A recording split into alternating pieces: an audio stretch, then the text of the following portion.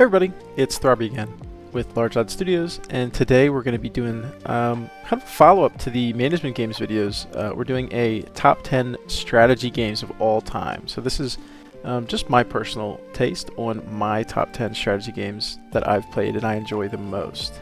Things I'm including in this is grand strategy games, 4X games, RTS games, and some games that kind of maybe tote the line of strategy. So you'd have to let me know if you think any of them don't count.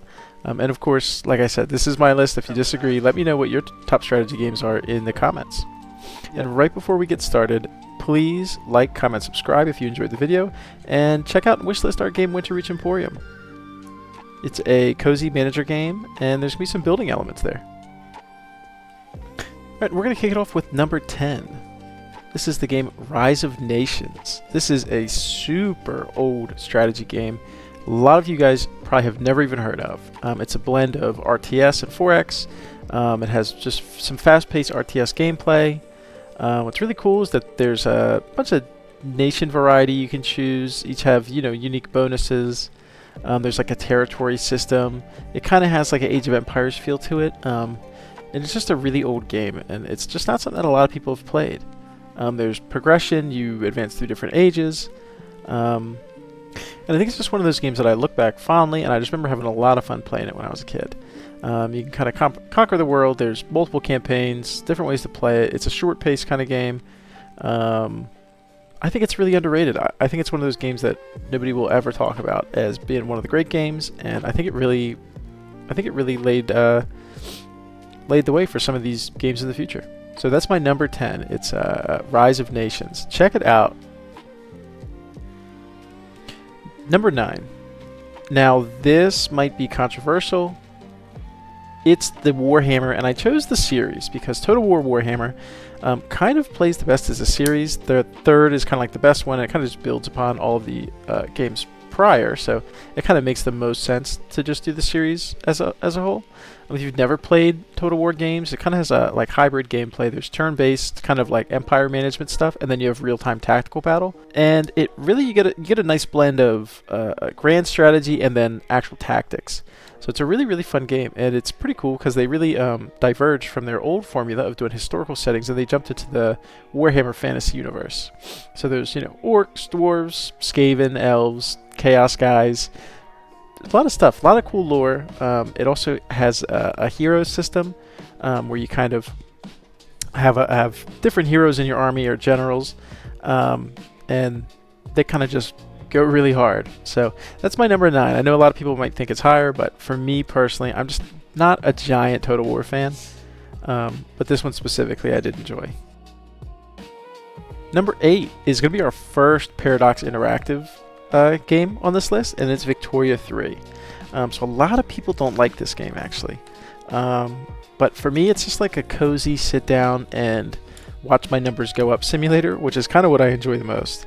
And I kind of do play this like a management game, but I really enjoy this game. I really enjoyed Victoria 2, so I was really hyped for Victoria 3's release. It was a little shaky on launch, but since lots of updates and DLC have made it really, really fun. The time period is the Victorian era. That's why it's called Victoria. You run from the 19th to the early 20th century. You build up your industry, your trade, political reform. You do diplomatic gameplay. You make plays. You have colonial expansion. There's mods, obviously, like all of the Paradox games have. And even though I'm not a huge fan of Paradox's monetization system, I am actually a huge fan of most of Paradox Interactive's games. So my number 8 is Victoria 3. I've actually played a ton of this game. I'd have to pull up and see what my hours are. It's probably really gross, but I know this is probably might even be a disqualifier for some people to see that Victoria 3 is in my top 10, but I really do enjoy it. Alright, number 7 is, probably the most classic game when you think of this is Civ 5, but when I say the most classic, I just mean the Civilization formula in general. It really is the kind of the hex-tiled system, 4X gameplay. This is like the OG, or it feels like it should be the OG, but this is what's really like made this genre. There is some different ones. I think it's like Age of Wonders is similar to this. I chose Civilization 5 because it's probably the one that most people have played. I remember back in the day on the console, I played Civilization Revolution with my friends, and that was really fun. I just really enjoy how replayable it is. There's different ways to win, all the different nations and cultures you can play. This is a really fun game, and I think lately Civ has definitely lost its luster. But Civ 5 was really good, and I did play a lot of Civ 5. So it has to be on the list somewhere. I knew it had to be on the list somewhere. So it's actually going to be at number 7. Okay, number 6 is kind of a strategy game. Okay, so a lot of people are going to say it's a tower defense or a base builder, and it probably is. But it does have some RTS gameplay. And its diplomacy is not an option. This game is so underrated. It is just a really good mix of the genres. There's endless waves of enemies that you have to defend your cities and your forts from. The base building is really fun. It has this dark comedic humor to it. There's a resource pressure that I enjoy, because I do really enjoy city builders, but you have to gather food, wood, stone. Your labor is always stretched thin. There's some magic systems. You get some large-scale battles. It's super challenging. It's so hard, and it's so replayable. I think this is just a really underrated gem of a game, and you know, I never really see this game on any lists, and I think diplomacy is not an option is actually probably a 10 out of 10 game. I'm gonna say it. I think this is a really, really great game. So that's why I have to put it at number 6. I haven't played as much of it as I played other stuff, but I'm gonna put it here. Alright, number 5 is Age of Empires 2. You could say the 1999 original or the definitive edition. I haven't played the definitive edition. I played the old school one. I played this back when you could just play it on the laptop. But it's probably the most timeless RTS game. If you think of an RTS game, you probably think of Age of Empires. So I'm kind of giving it its respect by putting it number 5. To me personally, is it actually number 5? I'm not really sure. I'd have to really look back into it, but I do remember it being really fun, and I haven't played it for a long time, so maybe I should have booted it back up and played it again before I did this video. But there's lots of different civilizations you can pick. There's different campaigns. The exploration in this game is really fun. How you interact with the other kingdoms or cultures, or however you want to call them, is really fun as well. There's some modding support, or there's actually a pretty big modding community, I suppose. There's different ages you progress through. This is just a really, really fun, replayable game, and it's really perfected this formula of like the kind of the OG RTS kind of style game, or at least RTS style game that I like.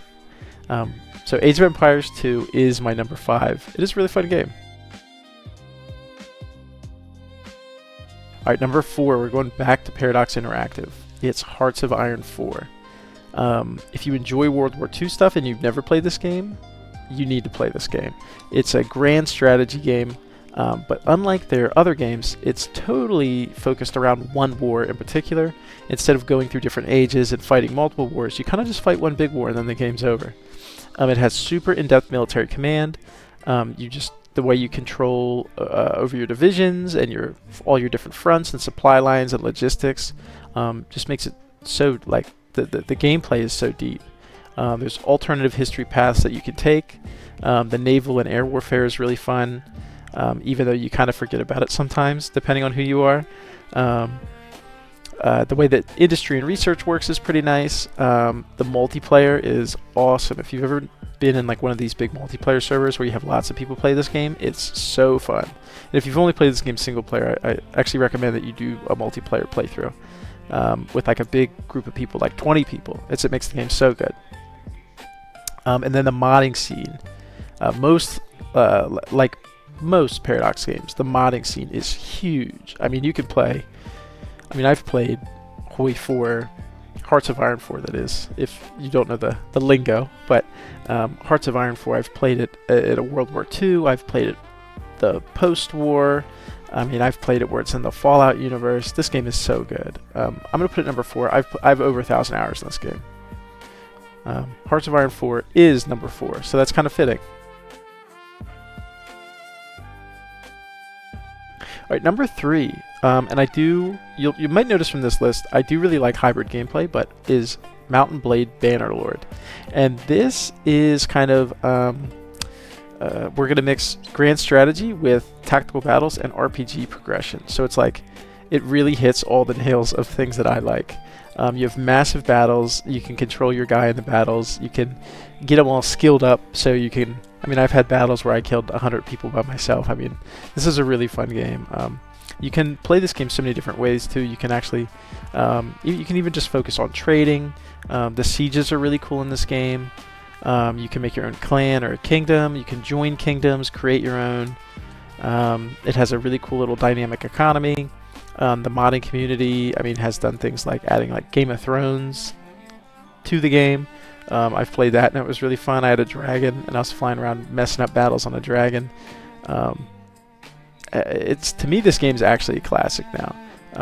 Warband is the original one, and I played a lot of Warband, and I kind of thought about putting Warband above this one, but then when I think about like all of the things in the game, maybe, obviously it's not fair because it's newer, but I would rather play Bannerlord any day of the week than Warband. So for me, number 3 is Mount & Blade 2 Bannerlord.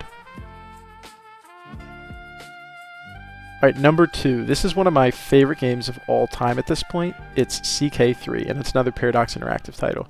CK2 was great, and I played so much CK2. But the updates to CK3, there was a lot less content actually at the start when the game first came out, which was actually kind of a bad thing, obviously. And I had some playthroughs where I got really bored playing. But lately, with all of the different updates and DLC, the game has been really, really fun. The marriage, the intrigue, all the different roleplay options that you have with your characters, and the multiplayer is really good. Me and a couple of my buddies play the multiplayer on this all the time. And my favorite part about this game, and it probably is unfair to the rest of the games that I'm factoring this in, is the mod community. The mods on this game make it so good. I pretty much when I play this game, I pretty much exclusively play the Game of Thrones or the Elder Kings, Elder Scrolls mod, which totally just changed the map into different universes and changes all the different world building and roleplay stuff that you would do, and you're now in a totally different universe. This game is so good to me, and it only gets better. If you don't have this game and you haven't played it, or you don't think you like this kind of game, I'm telling you, give it a try, and definitely try out the mods. So for me, number 2 is CK3 or Crusader Kings 3. Alright, and number 1. Let me quick shout out to the game if you haven't wishlisted it. Winterreach Emporium. I figure this would probably be a good spot to drop it in again. Who knows? We'll see how this goes. But number 1 is going to be Europa Universalis 4. Now, EU5 is coming out soon. If you've never played EU4, you have to play it. It's a little aged now, so it is really hard maybe to get into. It has a steeper learning curve than the other games, for sure. But the historical sandbox that you have control over is from 1444 to 1821. And you guide through... I'm kind of a history nerd, so the kind of those dates from 1444 to 1821 are just some of the most interesting times of the world. So you get to play through all of those different ages. The warfare system is super deep. How you can control your country and play tall or play wide. I mean, you have just so many options. The cultures, the regions, the colonial expansion is really fun. I always like to play Spain and colonize in the New World, or I like to play the Netherlands and play tall and be a big trade capital. I mean, there's so many different ways you can play this game, and it really, a lot of these other games, it's really hard to make like a global empire, but in EU4 you really can make a huge global empire and manage it like effectively. So that's why this one is my favorite. EU4 is actually probably one of my favorite games of all time. I think I have over 2,000 hours in EU4, which sounds insane when I say it out loud, but it is, to me, this is a perfect game, and I hope EU5 is as good as this one. So that's my list. If you guys enjoyed it, like, comment, subscribe. If you did enjoy it, like, comment, subscribe. Tell me what your favorite strategy game is of all time. If I didn't put it on this list, I may have played it. I might just not have enjoyed it as much. Or if I never played it before, I will play it and I'll let you know. And with all that being said, I gotta say it again. Please please wishlist Winterreach Emporium, even if you're not going to buy the game. Wishlisting it is huge for just the algorithm and helping us get the game out there. So I really appreciate you guys sitting through this whole video, and hopefully it was enjoyable enough for you guys. Let me know what you think in the comments.